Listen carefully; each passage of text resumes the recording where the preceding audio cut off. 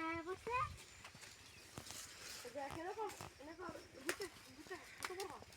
আর বড় দিব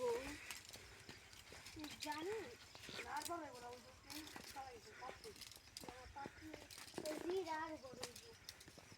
বাকি হবে ফুটে নাই বাপরে তাই কি হচ্ছে এই যে মেঘনা ফুটে যাবে বাপরে এই যে এটা অনেক বড় হইব এটা পাত্রি করতে এখন খালি সালাদ বাকি সত্যি আর বড় না আমি খাইরা দেবো শেষ